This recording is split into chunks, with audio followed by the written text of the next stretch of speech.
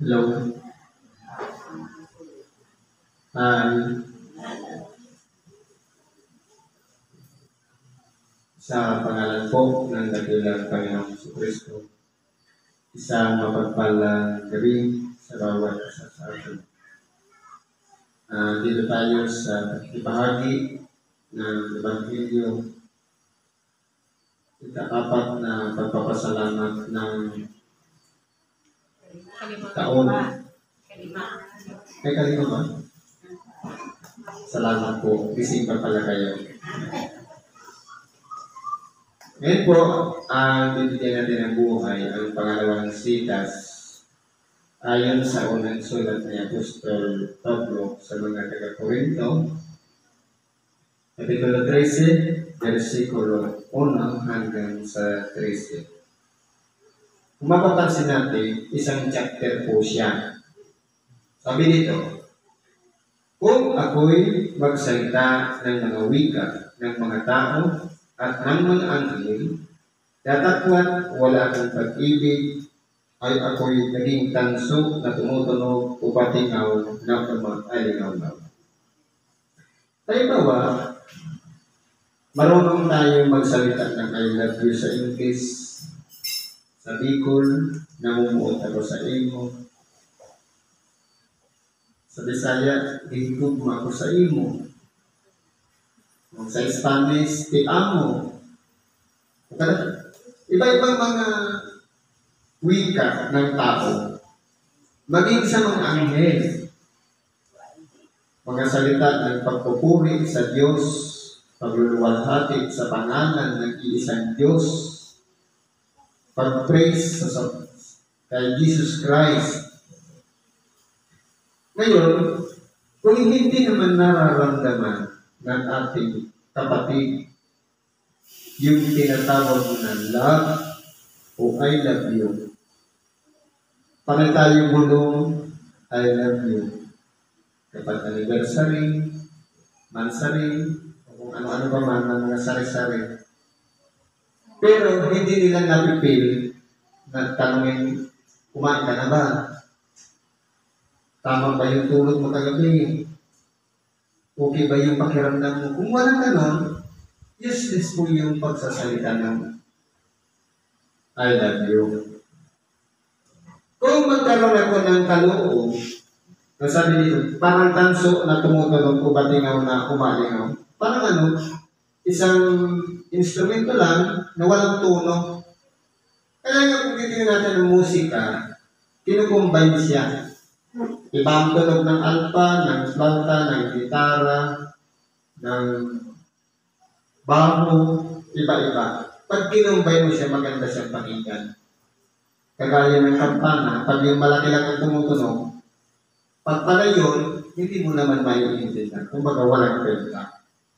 At kung magkaroon ako ng kaloob, na panguhula, na maalaman ko ang lahat ng mga hiwaga, at ang lahat ng mga kalaman, at kung magkaroon ako ng buong pananampalataya, na mapalipat ko ang mga bundok, datapwat wala akong pag-ibig, ay wala akong kabuluhan. Ibig sabihin, halimbawa, magaling tayong magpaliwanag ng Ebanghelyo. Pero hindi nararamdaman ng tagapakinig yung pagmamahal. Na parang bagang, pwede sabihin naging personal, nagpapatama lang. Pero kung walang, sabi nga, sa tinatawag na pagtuturo, kinakailangan po may dedikasyon, nararamdaman yung pagpapahalaga ng nagtuturo sa kanyang kapwa. Hindi yung nagsalita ka, pagkatapos magsalita, wala na. Dapat may follow-up. Para malaman kung yung itinuro o inaral, yun ba ay nakatubo, yan ba ay nagkaugat, kung nakatulong ba sa kapwa upang gumawa ng mabuti. Halimbawa, malakas ang ating pananampalataya. Isang patong lang ng kamay sa may karamdaman, nawawala na agad ang sakit. Pero walang love, walang pag-ibig, nagiging useless po. Ibig sabihin, Kung halimbawa, tumulong ka lang sa may karamdaman, ang gusto mo lang naman bayaran ka ng malaki, tapos sasabihin mo, parang malaki bayad mo, malaki dyan sa galing. Pero pag konti, may sakit ka pa bukas. Pero kung gano'n lang yung layunin, hindi pag-ibig na matatawag yun. Kung baga dapat, kinakausap mo habang ginagamot, tinutulungan, kung ano yung mga bagay na dapat iwasan para hindi na maulit. Dahil ang karamdaman ay mula po siya sa kasalanan. Kaya, ang susi lang naman yan para bumalik, magsisi at magbalik loob sa Diyos. Para magkaroon tayo ng kabuhan, lakipan po natin ng pag-ibig. Dapat may pagpapahalaga tayo sa kapwa. At kung ipagkalog ko ang lahat ng aking matinatagkilik o pagpapakain sa mga dukha, at kung ibigay ko ang aking katawan upang sumugin at dapat wala akong pag-ibig, ay wala ang pakikinabangin sa akin. Halimbawa, may kaya tayo, marami tayong ari-ari at ibigta mo kayang ibahagi mo sa mga dukha. Pero wala namang pag-ibig, ang sadya lang magpasikat para lumaki ang pangalan. Isulat mo na lang yan yung pangalan na ikaw ang nagbigay. Kung gusto mong magbigay ng bahay, lagay mo na din yung pangalan ng subdivision. Ngayon, ano pa ang ganti na ating tatanggapin sa Diyos? Kahit na ang ating buhay, ialay natin sa kapwa, kung baga sa label, ang bawat pagsubok na dumarating sa ating buhay, nililabel yan kung ano na ang label. Kaya kung hindi tayo marunong umunawa sa label ng mga dumarating na pagsubok sa atin, at hindi pa natin matanggap, katulad pa tayo sa hata. Ngayon, maganap ang ating pagkatao. Nasumpungan na natin sa ating pagkatao na tayo pala ay kinakailangan dumanas ng mga ganito, ng mga pagsubok o trial sa ating buhay. Maganap na. Ibig sabihin na susumpungan na natin sa ating sarili na kinakailangan palang mangyari ito. Ay iniwan ko na ang mga bagay na pagkabata. Kaya pero kung halimbawa, tayo ay madamdamin pa rin. Tayo ay nasasaktan kapag itinutuwid. Tayo po ay pagkamisan nagiging pasuway kapag itinutuwid katulad tayo ng bata. Pero ngayon, nasumpungan na natin na kinakailangan para tayong lumibin up o umusap man lang ng isang antas. Ibig sabihin kapag marunong na tayong tumanggap ng pagtutuwid sa ating mga sariling dating ginagawa nung tayo isang bata pa, nagiging na po tayong ganap.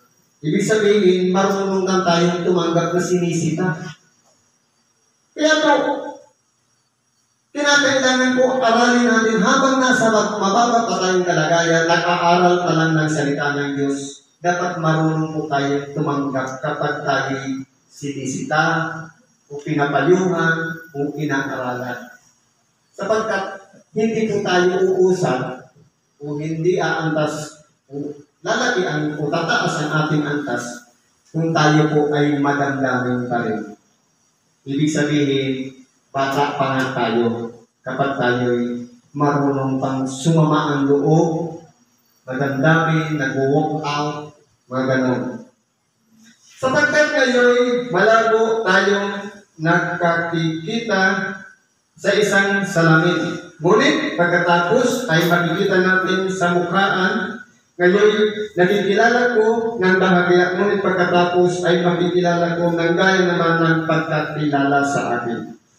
Kaya po, sabi dito ni Apostol Pablo, ngayon, pwedeng hindi pa klaro, malabo. Pero pagdating ng bandang huli, kapag tayo'y naging isang sakdal na, tayo'y naging isang ganap na, makikilala natin na kaya pala tayo'y tinuturuan, inaaralan, tayo'y pinapahalagahan ng ating kapwa dahil sa pag-ibig. Kaya pala siya nagsasakripisyo na bagamat suwain tayo, masama ang ating ginagawa, palagi niyang inaalayan tayo ng panalangin dahil po yan sa pag-ibig.